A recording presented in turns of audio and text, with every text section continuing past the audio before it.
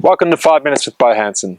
In this video, I want to do a short little introduction as to what we mean by an uncomfortable environment and an unsafe environment. I was recently doing a presentation on what we call athlete tough, and one of the key concepts in being a tougher athlete is that tough athletes typically enjoy exposing themselves to uncomfortable environments. And we have that concept that if we operate outside of our comfort zone, what tends to happen is our comfort zone typically expands, we tend to grow, and we get better outcomes, and we become a tougher athlete as a result of that.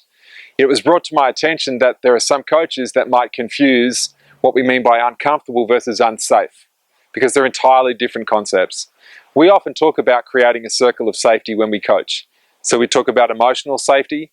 So if a player makes a mistake, for example, they're not going to be harassed over that mistake, but we do try to correct it in the most effective way. We talk about psychological safety. So we have good support services, we have ways of dealing with and coping with stress, and we have good recovery strategies in place for athletes that might be feeling some of those stresses in their life. And of course, we talk about physical safety. So what we're referring to here is being uncomfortable. And I'll give you a couple of examples from my own career. I vividly remember when we used to practice in our rowing and training for the Olympics.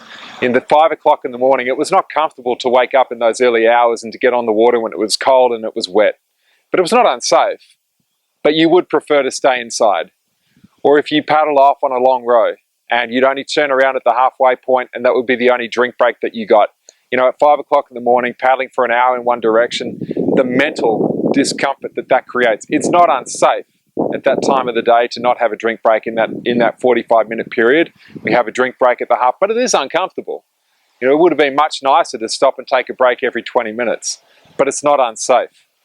We see lots of examples of uncomfortable environments. We have golf coaches that instead of just playing the usual 18 holes of golf, will play 18 plus a half a round again, just because that's a little bit uncomfortable. It's not unsafe to do so, but it does challenge people mentally.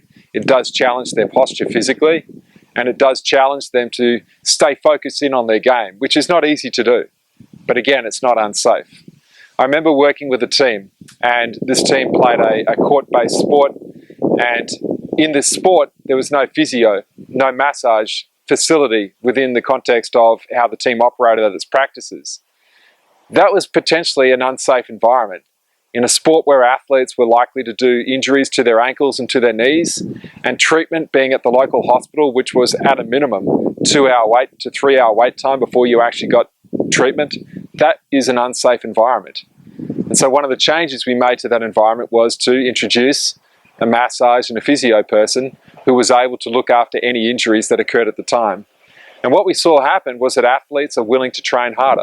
They're willing to practice harder, to practice for longer, because they knew that if there was an injury, that they would be looked after.